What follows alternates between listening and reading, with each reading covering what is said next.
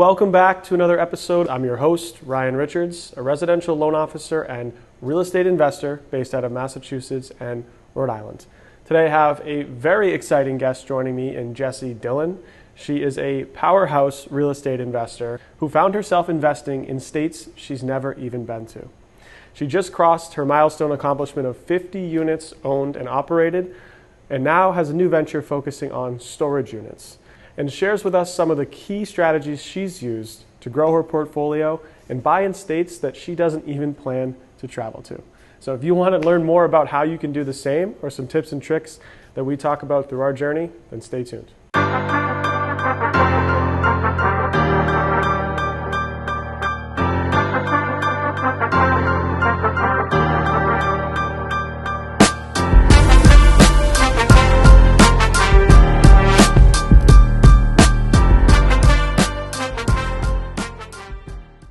So please join me in welcoming Jessie Dillon to the show today. Jessie, thanks for coming on. Yeah, thanks for having me. I'm excited to talk more with you about your story, your journey, and everything you're doing now in real estate on the investment side, but also some on the coaching side as well. I know you have a platform that you help educate people on the power of real estate, which obviously I try to do as well. So I relate to that, and it's definitely a topic that hits home for me. Mm-hmm. And hearing your story and seeing everything you post on social media, I see you're investing across multiple states. Yes. Which to me is like, whoa. that sounds like a big task to tackle, but I know you have some systems down that help make it easy.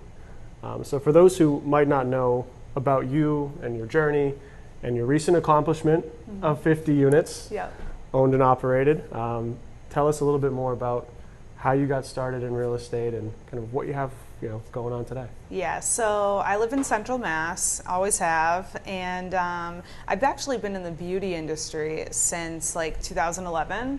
That's really where my passion always was, and in 2017 I went off on my own in the beauty industry. In 2018, I opened my own studio, and I really found my stride with business. Like, I fell totally in love with small business and organic Instagram marketing, and it took off in the first year. I made twice as much as I was making in my W-2, and I really was loving what I was doing. I was working a ton, but it didn't feel like it.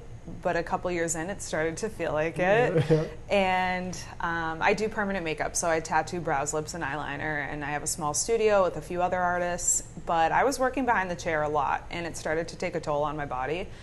And come 2020, when I was forced to take a 3-month break, I was like, oh my God, I was burning myself out so bad. Like, my body was in constant pain. I didn't really realize either how much of my personal life I was just putting on the back burner. Like, I was sacrificing a lot without realizing.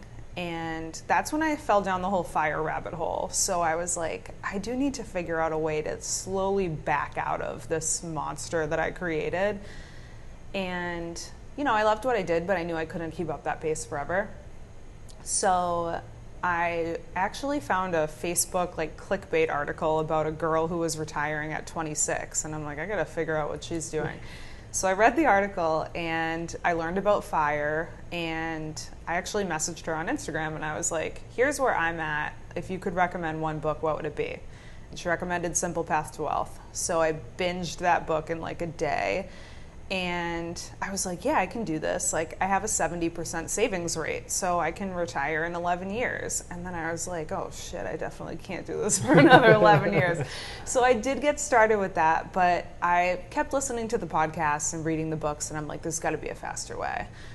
And one podcast led to the next, and there was an investor on, and he was talking about how real estate is for anybody, which I did not realize prior to that. Especially as a small business owner too. Yeah, but I think like many people, I thought that you had to have family in real estate, or you had to already be wealthy, or you had to be older, or you had to be a guy. So I was kind of shocked to discover that none of that was true. Yeah. And he was saying that you could probably retire if you really play it right in like 3 years with real estate. So I'm like, I already figured out the small business thing. I can totally figure this out too. And this was fall 2021. So that was sort of when I discovered real estate, and I started reading all the books, binging the podcasts. I did the boot camps and the coaching calls and everything. And when it all started to sound the same is when I started to offer on properties. Like, I stopped consuming content. I was like, I've learned enough to like get a messy start, so I'm just gonna like go for it. You have to take the jump sometimes. Yeah, and I was using my own money because I had put aside so much in an investment account. So I was gonna use that. So now January 2022, I closed on a duplex like 20 minutes from home. I was still renting. And then a couple months later, I closed on a single family for vacation rentals up in New Hampshire. And then a couple months later, I found my house hack in Hopedale. So that's a 2-family. And then I ran out of money. So every investor's clutch. Yeah. So I didn't have to put down 20% on any of those. I put down 10, 10, and 3.5. But, you know, it's an expensive area. So I was tapped out pretty quick. So I'm like, did I screw up? Like, I feel like you're not supposed to run out of down payments. But I just had more time and knowledge at that point than I had down payments. So I actually went to BPCon, and I went in feeling like I screwed up. And I left realizing, oh, this is just like a threshold that everyone gets to where now it has to become a team sport if I want to keep going. Right. So I left BPCon 2022 with a crystal clear idea of who I wanted for a capital partner, and I just got to work finding them. And the following summer, I closed on a 13-unit long distance. I didn't put any money in the deal. My partner brought the money. I, at the same time, did an incredible wholesale deal while I had been doing off-market campaigns looking for my own property. Then I actually didn't buy anything for like a year and a half. Nothing was working. I was doing all the things I was supposed to be doing. I was like putting in the work, sharing on social media, speaking at the events, like telling everyone what I'm doing. And I just couldn't find that next partner. And there were a few people who, you know, we started to go down that path together, and then it just didn't pan out. And it became so frustrating. But then I had to face a ton of stuff in my personal life. So my personal life got crazy, and I was like, that's why none of it was working. Because right now I wouldn't have had the time to pay attention to my business. Sure. Like, I wouldn't have been able to really show up for a new deal. Once all of that calmed down, fall 2024, and I was like, you know what, I feel like I'm ready to get back into work right now. I went on a retreat, and I got back, and literally every seed that I was planting in that time all came to fruition. So this past February 2025, I closed on an 8-unit. In June, I closed on a 13-unit, and in July, I closed on a 12-unit. Those were all in 50-50 partnerships where my partners brought the money. And most of those are long distance as well, right? Yeah, so all of the 8, 13, 13, 12, those properties, they're all in Chicago. And at the beginning of this, I set out and said, okay, if I'm going to buy in 50-50 partnerships and I want X amount of cash flow per month, but I can wait a couple years to get there, I need 50 units. And July was my 50th unit. That's awesome. Yeah. Congrats. So that's where I'm at now. That brings us to today. Congrats. What an acceleration, too. I know. You know, 8, 12, and units right back to back. And I feel like you touched on a lot of good points that, like, as people who are listening to the podcast have listened before, we talk about all the time. Mm-hmm. Like, many different points in your journey, you had, like, those pivotal moments, and you have to kind of make a decision. Like, do you make the jump, you know, into small business ownership? Once you have it, how do you pivot out of it? A lot of people struggle when you get to like that point. Mm-hmm. And I think one that resonates with me and with a lot of people listening is, I like how you phrased it too, where you said when everything sounds the same, it's time to make a jump. It's like you've consumed enough information where all of the courses, all of the podcasts, all of the content people you've talked to, the information's the same. Okay, so you have a pretty good baseline at that point to make the jump. And I feel like that's where so many people get stuck, is they do some research, they do some homework, then they're like, I don't know what's next, so I'm not going to do anything. I don't know if they don't know what's next. I think there's nothing scary about reading a book or listening to a podcast. especially because the book you paid $15 for, like, you really don't have skin in the game either, and there's no risk to reading the book. Plus, if you are in a W-2 job, there's no potential loss if you don't do anything with that information. I feel like people know what's next. It's just like when it gets scary, you're like, oh no, I'm not ready. Like, you make excuses for actually writing the offer. So now I co-host the beginner cohort in the Wire community, and I do see this a lot with a lot of women who I meet in there who are at that point where they're trying to get their first property.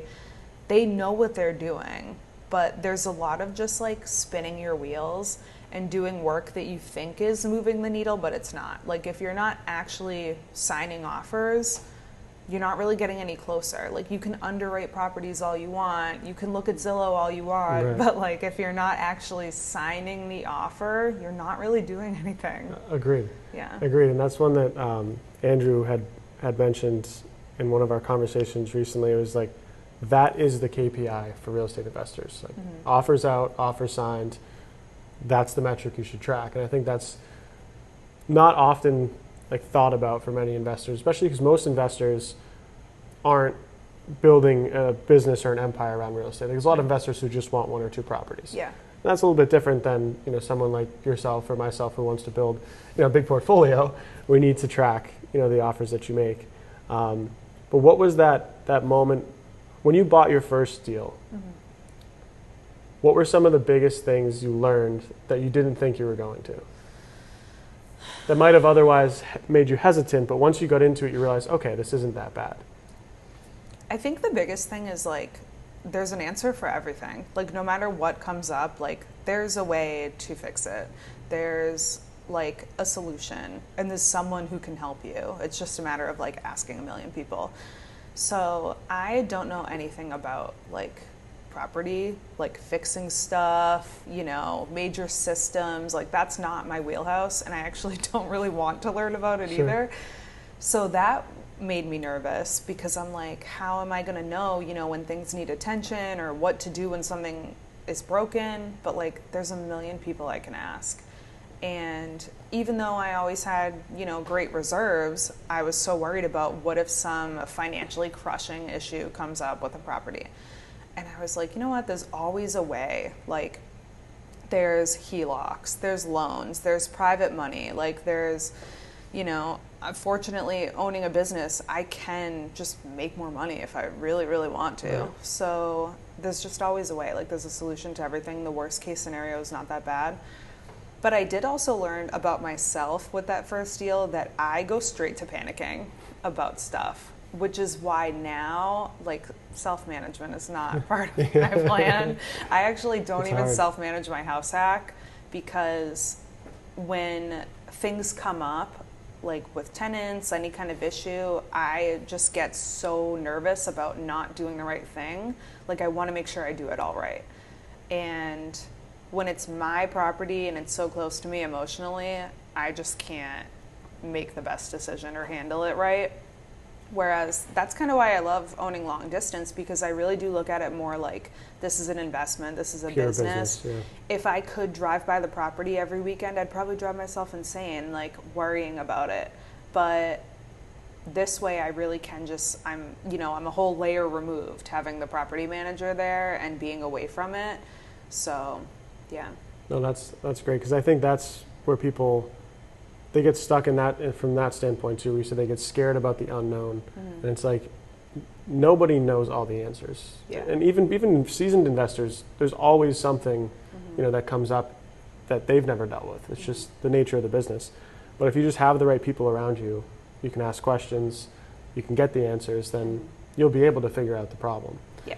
And I think that's what people need to realize if you're like listening to this thinking, oh, I want to invest in real estate, but I'm in that exact spot. Like, I read all the books, I did the podcast, but I'm worried about what happens when I actually close.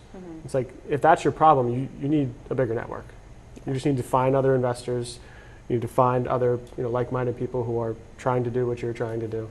And together you'll figure it out. And I'd also say, like, what are you so worried about? Like, what do you think is going to happen? Because you're going to close and nothing's going to change. Right. Like, the property is going to continue running the way it's been run, like everything's fine. Yeah, I agree. The worst case scenario is just never that bad. No, I think, and that's an interesting point too, where I was actually listening to a book recently. It was Your Next 5 Moves by Patrick Bet-David, and he was saying that same thing, that what's the worst case scenario? And if you can, the worst case scenario is, whatever, water heater breaks, you need to fix it. Like whatever the worst case scenario is, it's not that bad. Yeah. So like if you can start by living with worst case, then everything else should be manageable because you can live with the worst thing that's going to happen. And I think it's an interesting way of looking at, potential challenges. What's the worst thing that can happen, or risk-based investment? And if you can live with worst case, then all right, the rest is manageable. Yeah, and I think worst case scenario for a lot of people is something financial. Yeah. Like, some huge unexpected expense, but... Or tenant trouble. Yeah, people or stress tenant about trouble. that. Yeah. I mean, if that's your biggest concern, like an easy solution is just hiring a property manager. Yeah. And with money, if it's like big expenses that come up, like make sure you have reserves, make sure you have good insurance, do an inspection, budget CapEx, but open a HELOC on your primary just so I feel like there's a lot of peace of mind that comes with just having like access to money if you really need it. But I feel like also, depending on how you were raised, some people are just always going to feel financially strained. Like you're always going to worry about money no matter how much you have or have coming in. And that I think can be like a big challenge with investing. If you just never feel financially secure no matter what, right. That's like a big mindset thing to get over. Yeah, that's very true. Especially some people like to be able to see it in the bank versus having the equity line. It's still there, but they like to see the number in their checking account or else they don't feel secure. I'm laughing about that because like there was, it was like a big milestone for me when I, on paper, became a millionaire. Yeah. And I remember I was telling someone about it and they were like, yeah, but it's just in property. And I'm like, what are you even saying? What does that even mean? Yeah, I'm it's like, just well, a lot of it is. And they were like, yeah, but that's like not real unless you like actually sell it and realize that gain.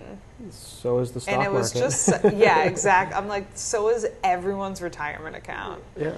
Or gold or silver, diamonds. Yeah, I think like, if you're trying to talk to someone about investing who's not like actively in real estate investing, sometimes you can truly be that far off with like how much wealth there is to make and build in real estate, and you just, I guess, can't fully explain it to some people. Yeah, and I think that's where some people misunderstand like liquidity as being a wealth, and it's not. In the sense, like from that standpoint of, okay, if you have $1 million in equity amongst properties, just because you can't access it tomorrow to write a check doesn't mean it's not growing for you in the future. And you kind of could, like you could get a HELOC. And there's always a way.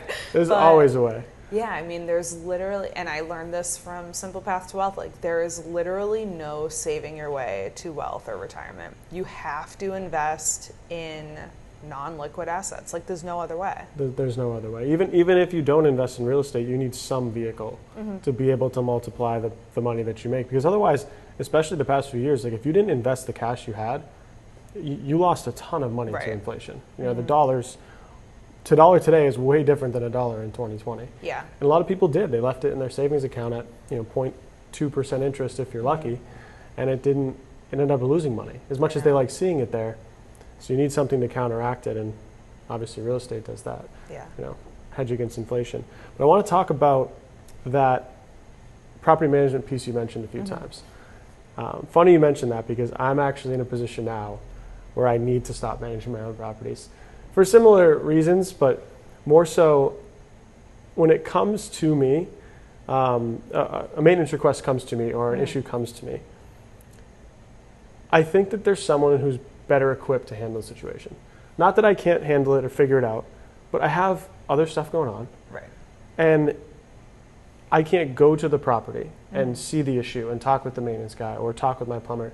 I can connect the people, but that amount of time that it takes me to deal with the tenant, okay, what's going on? Send me pictures. I look at the pictures. Okay, call them back with questions. I get the answers to the questions. I call my plumber. Hey, what do you think about this, about that? Actually, you should probably call an HVAC person. Okay, call my HVAC person. Send him to the property. Before he goes, when can I go? Call the tenant. Hey, what time are you available? Call maintenance guy. I'm like, I just wasted an hour and a half dealing with someone's radiator leaking. It's like, I don't need to do that. And so I've been going back and forth on like the property management piece of it. But talk to me about your experience. So how did you find your first property manager?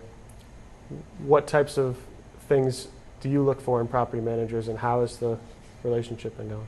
Well, before I answer that, like 3 thoughts that came to my mind while you were talking were, are you doing the tenants a disservice by having yourself in that role? Probably. And then secondly, are you maybe missing out on saving money on repairs and maintenance because you just don't have the headspace to like look into if there's a more affordable way to do it or get multiple bids? And then third is like the time that you spend doing that could be spent doing $100 an hour tasks, like finding 100%. your property. So I say that so that these 3 things can scare other people out of self-managing. No, that's so true, and it's so true. But when I was going to start buying long distance, that's when I was like, I have to have a property manager. And I didn't have a choice because if I'm doing 5 units and up, I need a commercial loan and they want a management agreement. So I knew I had to find a management company in Chicago. So I did ask around for recommendations, and I also looked on Bigger Pockets. I looked in Facebook groups and I Googled, and I phone interviewed about 30 different management companies. Out of all of them, I ended up liking the first one I talked to the most. They gave me so much value on that call, like that they didn't have to give me. I got to speak to one of the 2 owners, which also I really liked.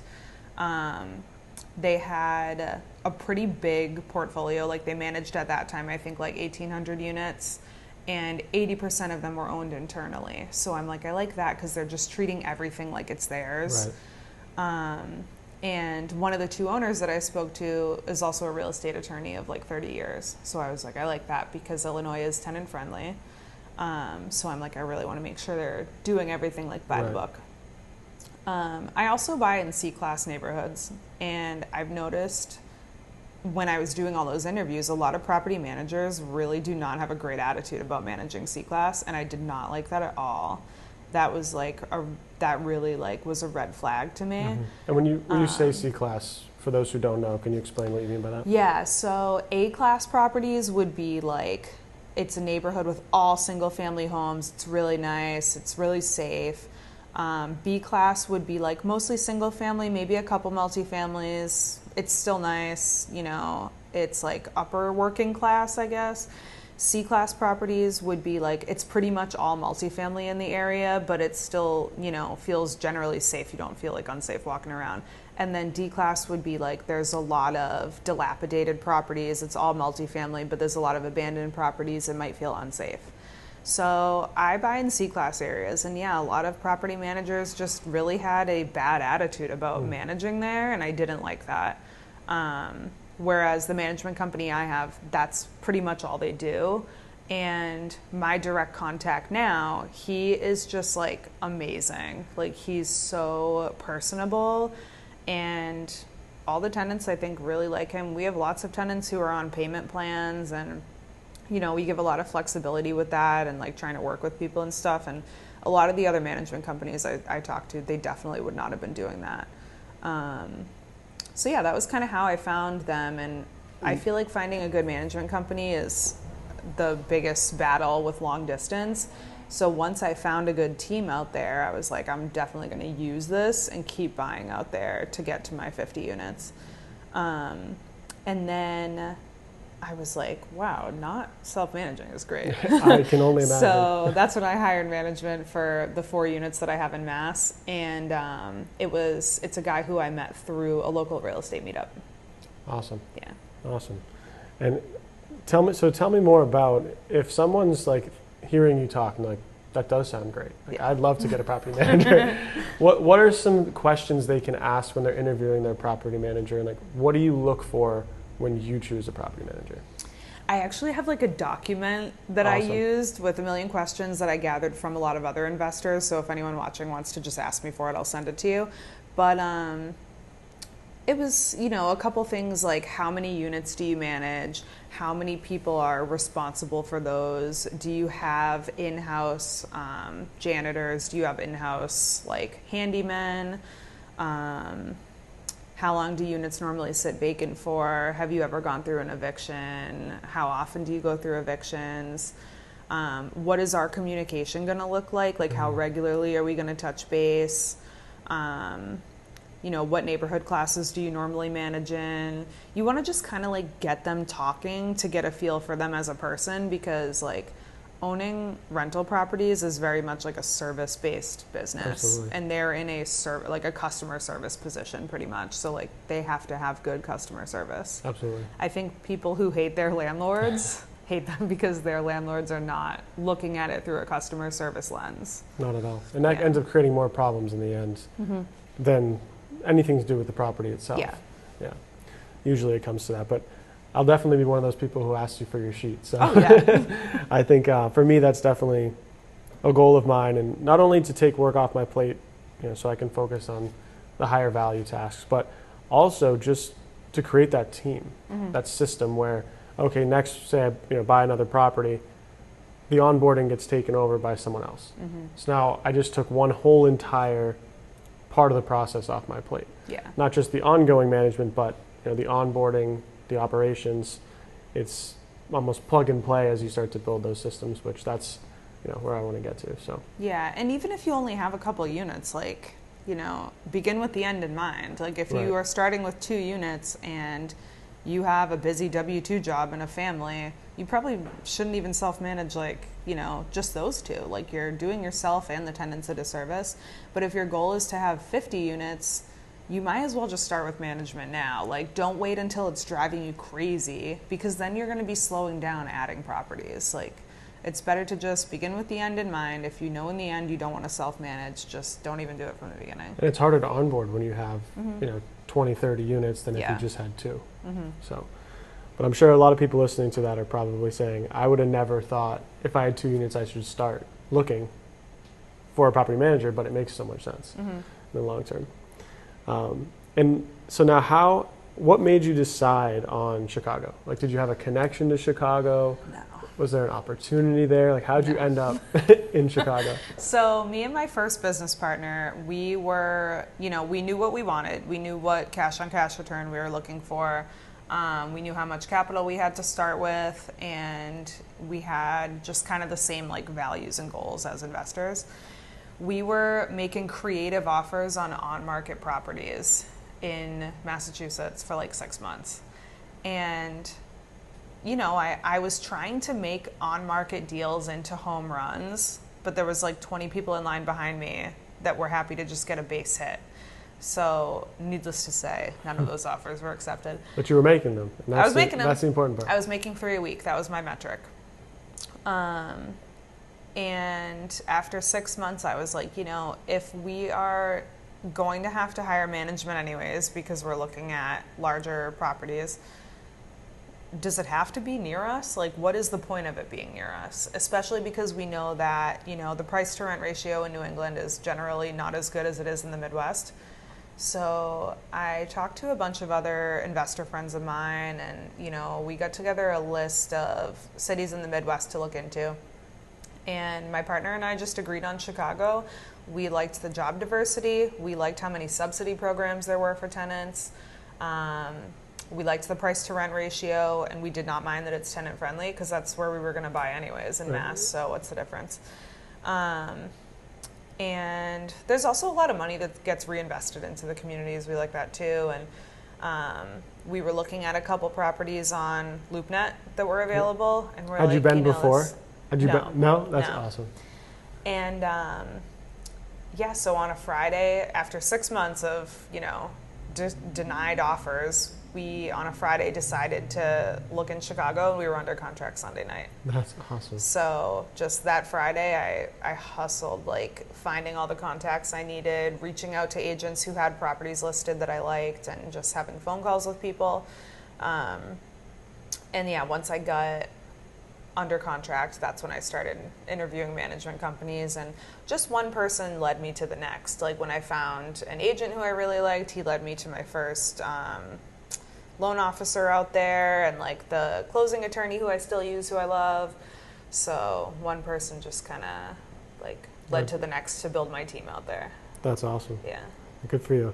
I think that's so cool. That's like the ultimate pinnacle, to be like, yeah, I bought a property in a state I've never been to. It's like I've still never gone. I know, no, not yet at all. No. That's awesome. But I really do need to. I have it on my list Yeah. actually today to like finally book the trip, but I have some other travel planned for the fall, so I need to kind of like figure out how to work it in. But I've been putting it off because here's what's going to happen. Like I'm going to go there and I'm going to be given a tour. We're going to drive to each property and I'm going to go to each one and go, yep, it's a building. Looks like the picture. Right. Nothing else is going to happen when I go Right. there. Like it's not, I mean, I can maybe Now the look tenants at know your units. face too. Yeah, I don't love that. But, you know, we'll look at vacants. We'll look at, like, for a furnace. I don't know. I feel like there's kind of no point in going because I feel like I'm very much on top of asset management. Like, me and the property manager probably talk, like, at least once a week and do, like, a formal check-in monthly. And then I take it back to partners and do, like, a quarterly update just based on everything that's gone on in the last couple months. But I think that's where people drop the ball often with management companies is you think if you hire a property manager, you don't have to ever think about it or worry about it anymore. But no one will ever like care about your investment as much as you do. So you still have to have a pulse on what's going on and be kind of pushing things along. You just have that kind of buffer in between you and the day-to-day stuff, but you still have to know what's happening. So you check in weekly to see what's actively going. Are there any vacancies? How are we moving those? Okay. Yeah. That's cool.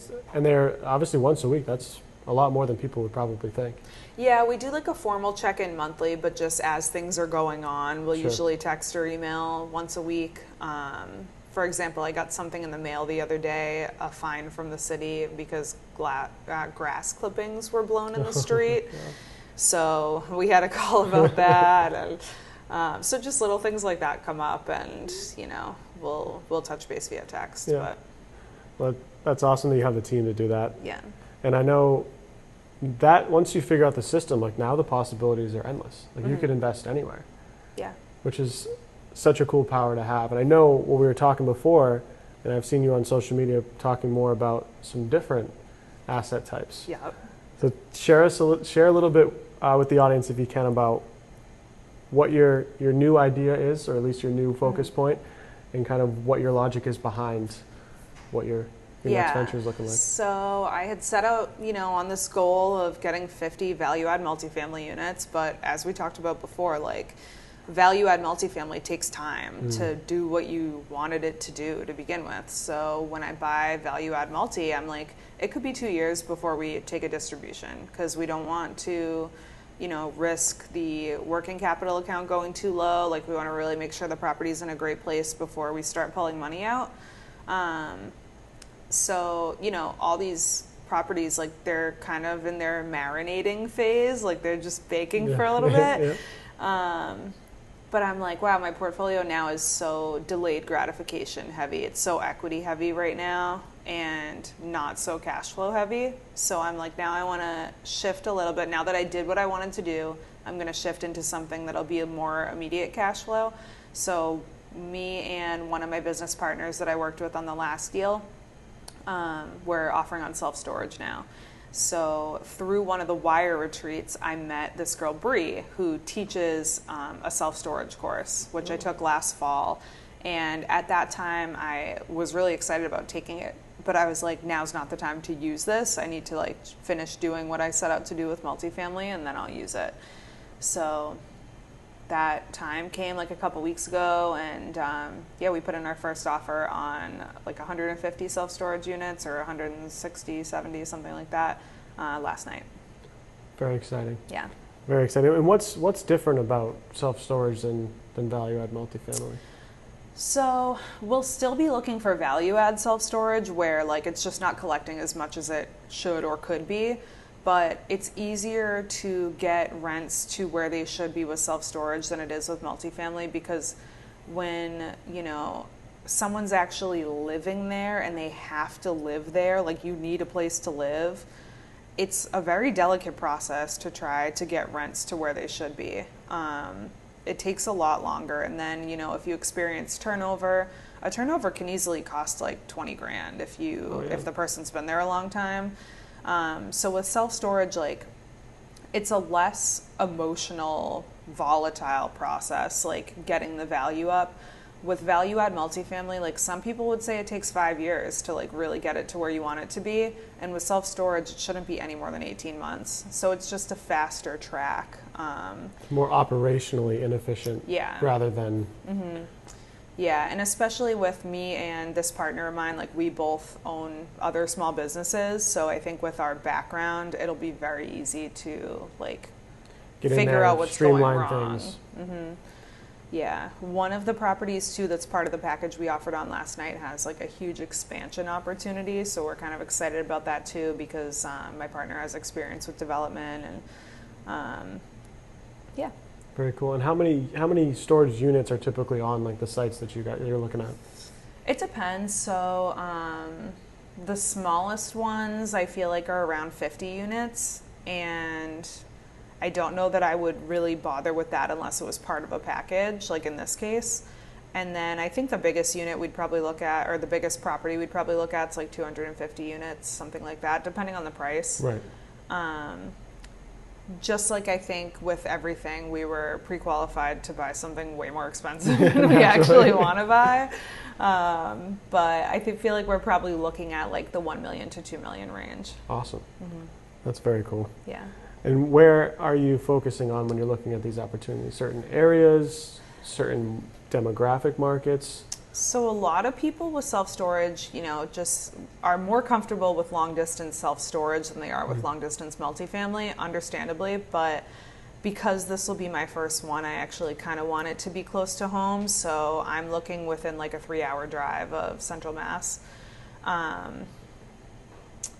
Which I feel like just doing that based on comfort like goes against everything I've ever said. I was just going to say, you just went against your whole episode. But I know, just this one time though, I'd like to, you know, have something I can drive to, and just it being my first one, I think I'd be more comfortable. Yeah, be able to check on it if you need to. And I think that's a good thing for people listening, not to keep in mind. As much as you said, it's great to buy in different states. For your first one in this particular asset class, it makes sense to keep it close. Yeah, there has to be like a certain level of demand. Like it can't be oversaturated. There's a software called StoreTrack that I was introduced to where you can look up like market demographics, and there's a little more research to do beyond that, just with like the population growth and stuff like that. But yeah, I did take a lot away from, it's Bree Hartman who teaches that class, if anyone's interested. I'll have to check that out. Yeah. And definitely a space I want to look more into. And actually, ironic timing, this afternoon I'm looking at my first mixed-use building. Ooh, that's exciting. Which is very exciting. Nice. Yeah, it's an off-market wholesale deal, so we'll see. You never know what you're going to get. Yeah. Where's that? It's in Rhode Island, Bristol, Rhode Island. So it's not far from here. And yeah, just another opportunity. I'm like, same thing you said, it's close to where I live. So... what's the worst? Mixed use scares me. What's the worst that can happen? You know? I don't know why like mixed use has always scared me, because there's a lot of properties that come up in Chicago that are mixed use. Like the first floor will be all storefronts. Yeah, and what scares you about it? I have heard that like it just takes longer to fill commercial spaces, and I mean, people generally stay longer, but it takes longer to fill them, especially like if it's bigger units. And I've talked to, so like at my salon, I rent the space in like a redone mill building that's beautiful. And I talk to the owner of that building about real estate all the time. And, you know, he has said if I ever wanted to do commercial, just do like, you know, a bunch of small units. Like that's a good way to start. But I don't know, for some reason it just still, there's so much like unknown about it, and I know you can connect with whoever you need to and learn whatever you need to, but I don't know, it scares me. But there's so many other opportunities out there, so if it scares you, you can find something else. Yeah, for me, I think this particular building has those features where it's in an awesome location. It's prime for, and the area is prime for like the small entrepreneur. Yeah. Like the person who wants to open up a small, boutique shop of whatever industry they might be in. And the units, from what it looks like in some of the pictures, which who knows, I might have to shower after I see it, I don't know. But from the pictures, it looks like it could be perfect where it's like, 400 or 500 square foot, 2 units on the first floor, so 2 400 square foot units. Like for the right person, like that could be a nice little studio. You said it was a wholesale deal? Yeah. I always think it's so funny, like the average, wholesale deal, all the pictures look great. Or they look devastating. Or they look horrible. And they're like, it's only going to take 10 grand to redo this building. Like it's turnkey, basically. And it's like the ceiling's falling down. Yeah. So that's like the average wholesaler, I think. And that's coming from me who has done wholesaling, and like I've worked for 2 different wholesale companies, but I just feel like, the whole industry has a reputation of being like, barely needs anything, just needs paint. Yeah, it's ready to go. There's no heat in. No. I went to one I saw last week or 2 weeks ago, and it was that exact story. Pictures look awesome. I'm like, this will be easy, paint. We'll move, 2 of the tenants were leaving, and like, perfect, we'll go in, renovate the units, be in and out. And it was not. Yeah. There was heating systems, like a full heating system in the middle of the apartment. Oh. With ductwork run through the walls, not in the ceiling. So just a cutout, in the wall, ductwork run right through, no insulation, just right in the middle of the apartment. Scrappy. Yeah, I'm like, I love it. Asbestos siding. I'm like, this is great.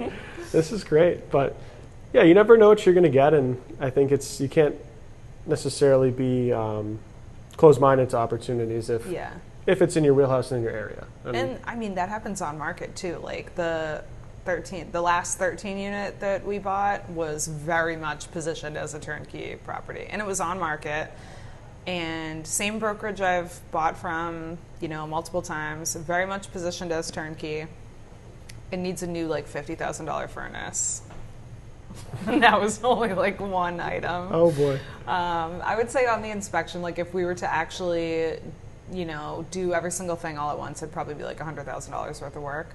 But that's also from a buyer's perspective. Like I might be positioning it a little bit worse because I wanted more credits, which I got.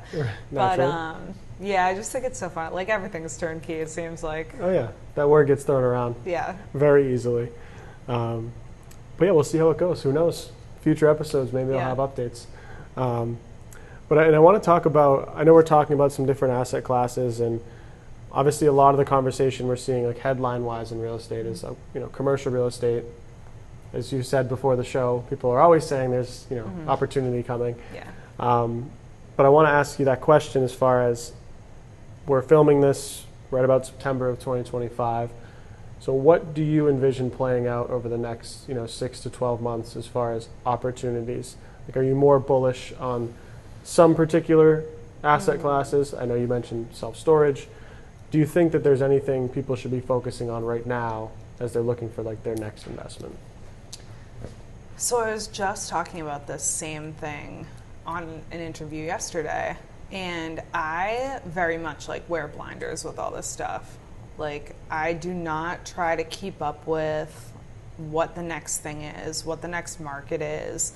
And I feel like other investors shouldn't either. Like, if you always have your ears open to, what the next opportunity is, what's trending, what are people saying they're moving into and moving away from and stuff, I feel like it just takes you away from what's actually aligned for you. Like, it's distracting. Yeah, it's super distracting, and I feel like that's when people really take their foot off the gas. Like if you're being pulled in all these different directions and weighing all these options, you're not moving forward. And we did a workshop on this in Wire like last week or a couple weeks ago, and it was basically about like dreamlining and identifying like, okay, what exactly would your dream real estate portfolio look like? Is that in line with what you want your life to look like? And then working backwards, like how do we get there and keep our blinders on and just do what you have to do to get there? So for example, like I do not envision, like I'm not in real estate so that I can be doing active work forever. And wholesaling, flipping, operating short-term rentals, like that stuff is all very active, I think. Yeah. It involves a lot of work, even if you have like a co-host for short-term rentals. So I'm like, even though I want cash flow, I'm not going to do that stuff because it's just not in line with my vision. So I've just put my blinders onto it. You know what I mean? Like value add multifamily, that's how I was building my long-term wealth. Now I did that, and now I need to build my short-term cash flow. And it's most aligned for me and like my skill set and my life to do it through self-storage. So I just need to like, I don't even look online at like what people are doing, what people are pivoting into, because it just can be so distracting. I love that answer because the shiny object syndrome is usually a real estate investor's kryptonite. And even me talking about that right now is ironic because I just said I'm looking at a mixed-use building, which I should not look at. But, you know, it's inevitable, and I think it's, if you're able to put those blinders on and focus on like what your path is and just double down on the thing you're good at, the thing you're focused on that aligns with what you want with real estate, then I think you'll be most successful and most efficient at accomplishing that goal. Yeah, and there's opportunity everywhere too. Like since I have really started posting a lot about real estate and telling everyone what I do, like people will often send me like flip opportunities, and I don't even entertain it. I don't even look at like, oh, maybe I could wholesale this, or maybe I could just do an intro, like just to kind of get brownie points with someone. I don't even spend like the mental energy on it because that's taking me away from like what I should be working on.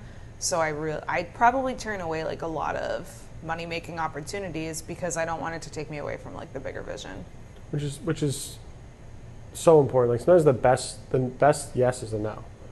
And I think I'm trying to get better at saying no, you know, to certain things, and that's where you find, you know, your wheelhouse. Yeah. Like someone sends you a certain deal, it might be great for someone else, but it's, you know, it's not my deal. Yeah. And I think that's a hard skill to learn because inevitably when you're trying to find another deal, at some point you get to like that 6-month mark you were talking about where nothing's sticking. Yeah. And then you start to widen your net, and now your chances of success or of getting an offer accepted go down because your scope of qualification, you know, gets smaller. Like now you're offering on other deals you wouldn't have before to try to make something work, but you're not the most qualified person to write a good offer on that property. Yeah. Because you don't have, you know, maybe the team or the experience, or just, you know, the vision with what that property could become. So I think it's hard for people to grasp too. Yeah. Another phrase I love is every yes is a no to something else. So it's like every time you say yes to, you know, underwriting a deal that doesn't even really align with what you said you wanted, you're saying no to underwriting a deal that actually is in your buy box. I like that too because I fall victim to that sometimes where we've all done it. You'll be on, you know, MLS or you're looking through Zillow. And next thing you know, you're doing back and napkin math on a property that you would never buy. Yeah. But you're like, oh, it looks like a good deal. Let me see if it is. And then you do some of the math. You're like, yeah, it could be good. And you're like, wait a minute. I don't want to buy in, you know, XYZ town in Maine. Like, it was a good property, but not for me. I just wasted time on something else I could have been doing. Yeah, I think this is also a reason that people don't move forward. Like we had talked about how, you know, newbies will learn because that's not actually scary and you're not taking any risk by reading a book or listening to a podcast. Then when it's time to write offers, that's scary. So you delay and you're like, I just don't know enough yet, or, you know, this or that. But I think shiny object syndrome is another reason that people don't move forward. And part of it is like you'll put a month into, okay, I'm looking for this specific buy box. Like I'm looking for this specific thing. I put my blinders on. I narrowed my vision. I know what I want. And then you pursue it for a month and you're like, this shit's not working. I'm doing something different. But it's like, okay, maybe it just takes more than a month. It takes more time. Like, and every time you pivot every month, now it's a year later, you pivoted 12 times and you still don't have a property. And it's because you kept switching your plan. Right, you did 20 things 50% of the way. Yeah. And so you'll never get there if you don't focus on one. Like with, you know, how I was putting in all the work to find the right capital partners, and it took a year and a half of nothing was happening, nothing was working out, and I just kept plugging away and was like, I know I'm doing the right stuff, so I'm just going to keep doing it, and it's going to work out eventually, like in divine timing. And if I had just gotten frustrated after 3 months of feeling like I wasn't getting traction and just gave up, I would have stopped at 17 units. And maybe pivoted in a completely different direction. And so what would your advice be then for someone who's listening to this, a newbie, they want to get into real estate investing, but they haven't taken the step yet? What advice would you have for someone to take that first or next step in their investing journey? I think I would say, like, what is it going to take for you to sign 3 offers next week? What has to happen this week for you to do that next week? Like, by the end of next week, no excuses. Like, what is actually the problem? Like, why aren't you doing it? Fix those problems this week, and then sign your 3 offers next week. I love it. And it's not like you're signing your life away. Like, if it doesn't end up being a good deal, the bank won't lend on it anyways. Like, you'll get out of it. Like, if you made a mistake with underwriting or something. Just put the right contingencies in there and you'll be fine. Yeah. I like that. Take action. And I think people don't. We just talked about it. So I obviously loved our conversation today. I always ask at the end of the podcast for some recommendations you might have for your top 3 most valuable books, resources, podcasts, other than this one. Well, you can recommend this one. What would be your top 3 resources people can check into to learn more about real estate or investing? Well, my most listened to real estate podcasts are probably A Better Life, a Brandon Turner's podcast, and the Wire podcast, Women Invest in Real Estate by Amelia and Grace. And I also really like Coach Chad Carson's podcast. I forget exactly what it's called, but he coined like the small but mighty investor, the small but mighty portfolio. I really like his episodes. They're quick and they're just very like simple, actionable stuff for someone who only wants to build just a small portfolio, just enough to retire you. Love it. I love it. Well, thank you so much for coming on. Yeah, of course. Thanks for having me.